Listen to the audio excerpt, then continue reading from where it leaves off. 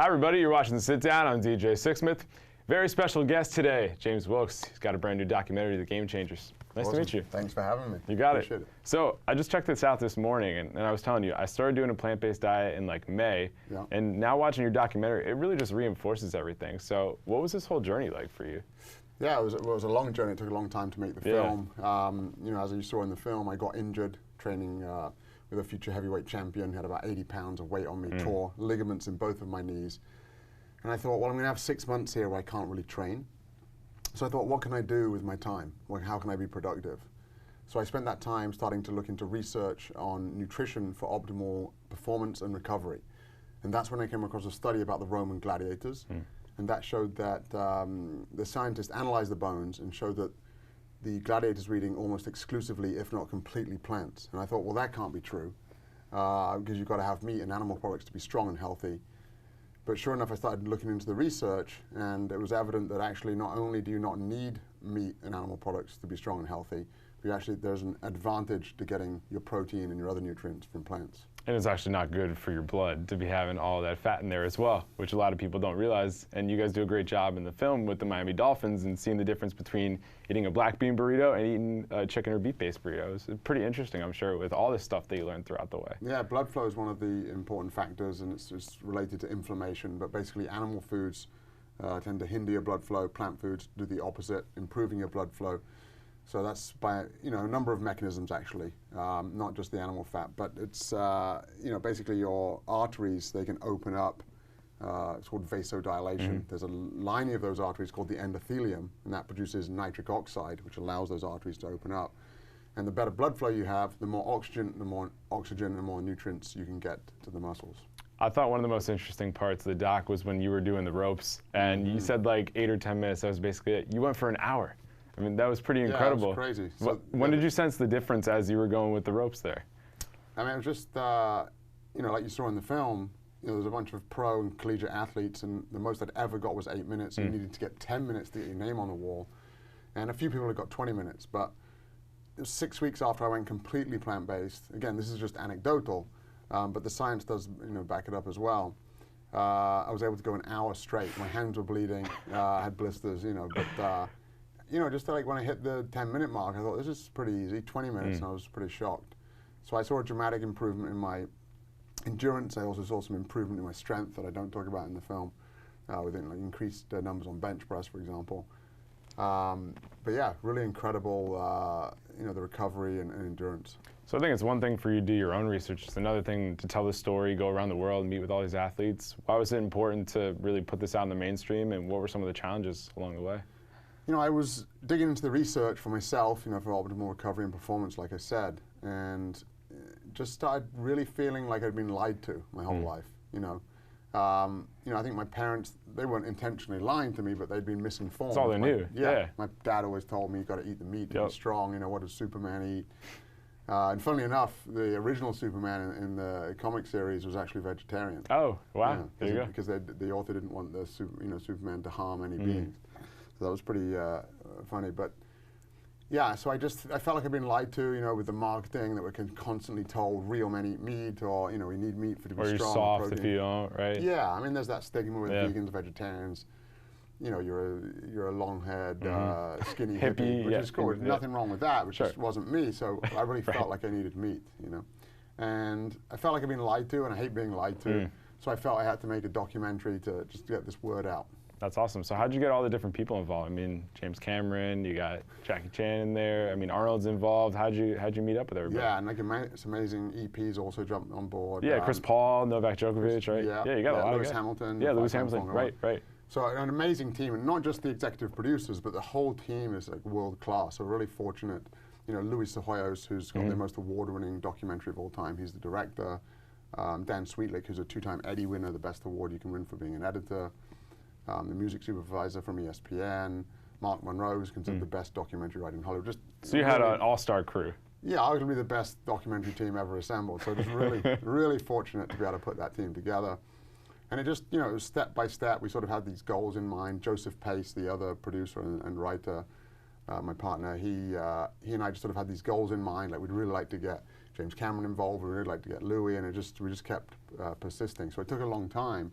but we ended up getting it done. And so it was just like stage by stage. So one of the other executive producers, Rip Esselstyn, who's a former firefighter and triathlete, and he got firefighters in Austin, Texas, switching to a plant-based diet for improved performance and health. And he knew James Cameron, so he made the introduction, and it went from there. And Jim Cameron is good friends with Arnold Schwarzenegger, and so that was that connection, and just sort of snowballed. That's awesome. So the firefighters were a really interesting part in there too, because they're some of the toughest, grittiest guys there, and convincing those guys to go plant-based, I'm sure it was a challenge. So what was the most interesting part in seeing that part of the documentary for you? I mean, first of all, firefighters typically eat together in the fire halls, and it's typically not that healthy. And interestingly enough, so Rip Esselstyn, who I just mentioned, he'd originally done it in Austin, Texas, but now he travels around doing it in firehouses all over the country. But it was really interesting. You saw the improved blood markers in just a week, right? The cholesterol and the LDL came down. I thought it was going to be more challenging because there's sort of that, especially New York firefighters, that kind of tough guy image.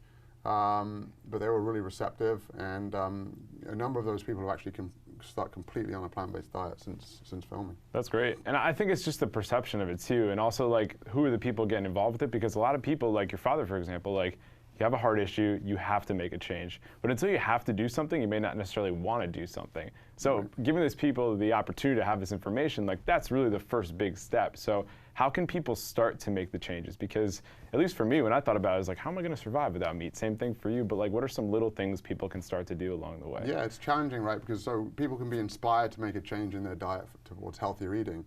Research shows that 5 out of 6 people that go meat-free end up going back. Number one reason cited is social pressure, actually. Right. And often the male partner in the household. But the second most common reason is not having the resources and the knowledge. So first of all, I would advise people to not just try and jump into it overnight for most people. Some people can do that, but most people are going to want to gradually incorporate more plant-based meals.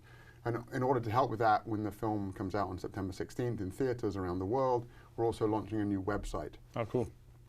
And that'll have resources and recipes, shopping tips, eating out tips, all the FAQs. And then we're also going to have a community, right? Because it's good to be able to sort of chat online with people and go, okay, how do I replace eggs in this recipe that I usually make? Or, what milks could I have instead of, what milk goes well with this instead of cow's milk? So I think gradually incorporating plant-based meals, find things you like, maybe start with just one meal a day.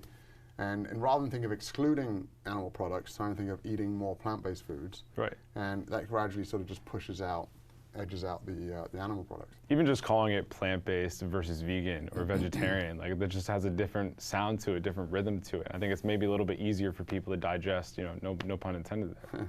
Yeah, I mean, it doesn't have to be all or nothing, right? We say all or something. So it can be quite intimidating for people. I don't think you should think, well, okay, tomorrow I'm giving up. Right, I'm just jumping all in, yeah. It's, you can always think, I can always go back and eat more animal products if I want to. So it's just taking one step at a time. We're not trying to tell people to go, vegan or vegetarian. We're trying to show some facts, dispel some myths, and let people make their own decision. And hopefully that will cause a shift towards more plant-based eating. So what are some of your favorite meals that you've incorporated since jumping into this? There's a lot of the same meals that you can that you're used to, like lasagna or burgers or pizzas. There's still you can have, just a plant-based version. But I think I just eat, I eat burritos. I eat, just a variety of things. Like for breakfast, I'll often have oatmeal with, peanut butter or almond butter with berries, flaxseed, that type of thing. But really just a really wide variety, Thai food, Mexican food, all sorts of dishes. Yeah, I think one of the big misconceptions is just where you can get your protein from, right? So it's like you can eat oatmeal and you can have almond butter in there and you're good to go. Or you can have potatoes and there's protein in there, or avocado. Like, people just don't know that. So I think education is really like the first big part of this whole thing. Yeah, I mean, all protein originates in plants. So animals are just the middlemen. Right. And what they're actually doing is they're robbing the food of fiber and phytonutrients. They're bioconcentrating the pesticides and the toxic heavy metals. And they're also adding in some inflammatory compounds, sort of scary sounding words like new 5GC and advanced glycation end products, these things that scientists are learning about more in the last 10, 15 years. So you really don't need to get your protein from animal products, and the package is what you should really be worried about, right? And so all the phytonutrients, the fiber, and the minerals and vitamins, and you're just much better off getting that package from plants. And all plants have all of the essential amino acids. So this sort of argument about complete protein, in varying proportions, it has all of those essential amino acids. So as long as you're getting enough protein throughout the day, which you are, basically in the Western world, we don't get diseases of poverty, we get diseases of affluence. It's actually we get diseases from overconsumption typically, not from underconsumption. Yeah, we have too much going on. That's usually the way that it goes down. Right, so as long as you're eating enough calories, you're getting enough protein. Right, carbohydrates are huge, and that's a whole other part of the whole equation. Especially for athletes, right? If you want to, any sort of intense workouts are going to be fueled primarily by glycogen, which comes from the carbohydrates in plants.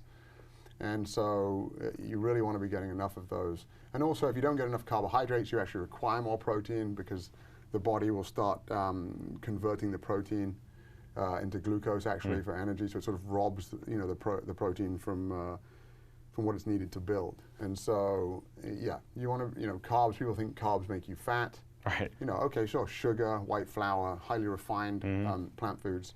They can make you fat.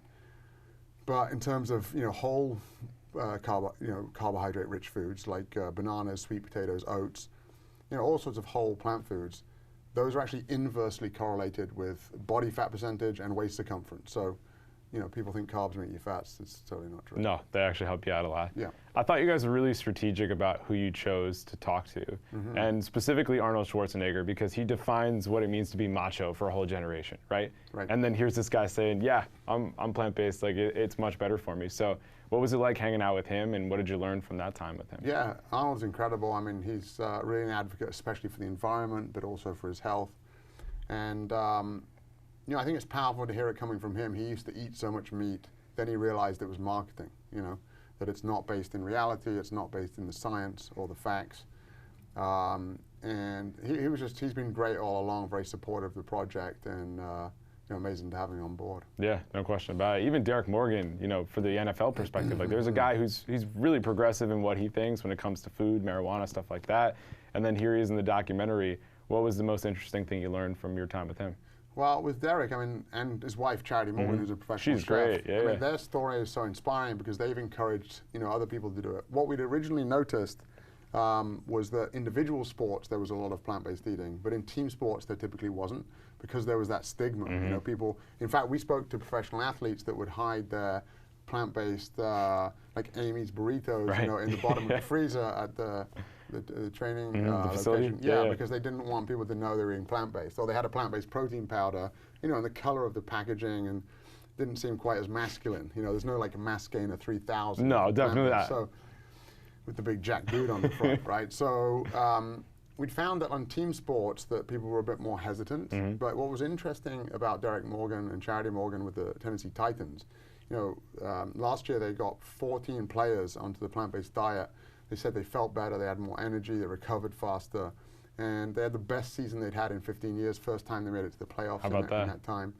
And so I think once you get a couple of people on a team, it becomes accepted, then it can really snowball. And I think that's what we're starting to see.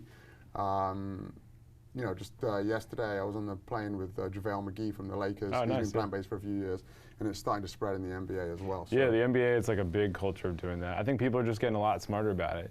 Yeah. And honestly, if you guys put like the dude, like the strong dude that you had who's just lifting up that yoke with all that weight on it, like that would change the whole perception of things. That guy's like one of the strongest human beings in the world. Yeah, I mean, Patrick Baboom, four world records, strength record. He's a strong man, one of the strongest in the world, certainly pound for pound.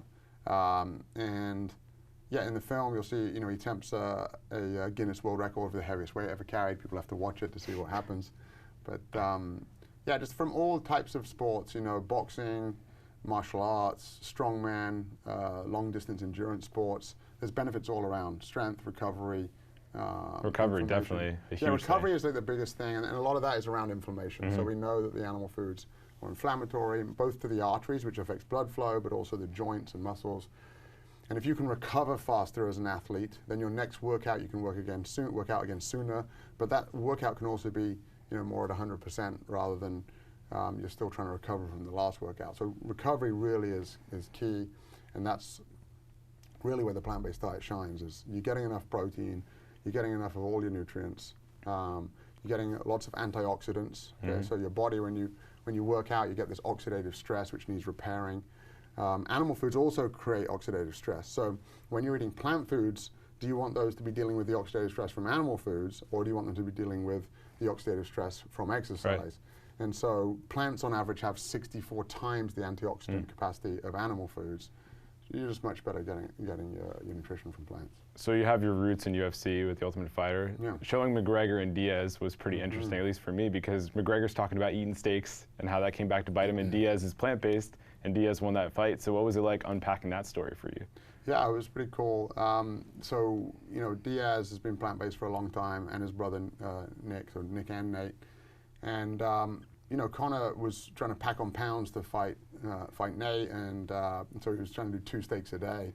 And he said himself, in his own words, it came back to bite him in the ass. Yeah. And after that fight, he said he basically cut down, Conor cut down on the animal product consumption.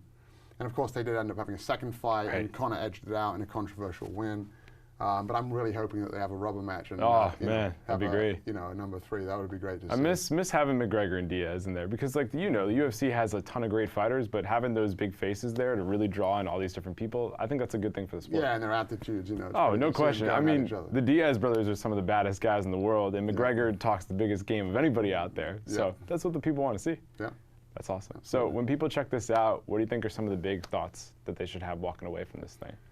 Really, I think, you know, it's really about understanding that it's about the myth, right? So not only is there the myth that you need animal protein, especially meat, for protein and to be healthy, but also this real men eat meat myth. I think it's really stronger with men, you know. So for example, only 2 out of 10 plant-based eaters are currently men. So that shows that there's really a myth there. Yeah. And then also young men, 18 to 45-year-old men eat twice as much meat as women. And so that's why I'm hoping the film will speak to that demographic. We've done a lot of screenings so far, and it's surprising sort of the wide range from like the 15-year-old kid that, you know, wants to be a better athlete to the 80-year-old lady that's her friends have died from heart disease, and she's making the switch. So I'm pleased to see the wide demographic that the film is appealing to, but we really hope that it hits this sort of younger male demographic. I mean, that 160-year-old you guys have in there, that dude is ripped. And Luke Smith, he's awesome. He's my trainer. He's like 62 now, actually. That's insane. He's got the body of like better than, you know, he does not look 62. 25-year-olds. Yeah. Yeah, and he tells the story when guys are coming in there to do the workouts, and he's kicking their asses. Like, that's really telling. And he had the line, he's like, my grandkids are trying to keep up with me. I love that line. Yeah. And the other one, too, where it's like, have you ever seen an ox eat an ox, or ever seen an ox eat meat? Like that, again, hits home with everything. Yeah. So I really encourage people to check it out. James? Awesome. Thanks so much. Thanks so much. Why don't you tell everybody when they can check it out, where it's going to be? Yeah, so on September 16th, it's in theaters, over 1,000 theaters around the world.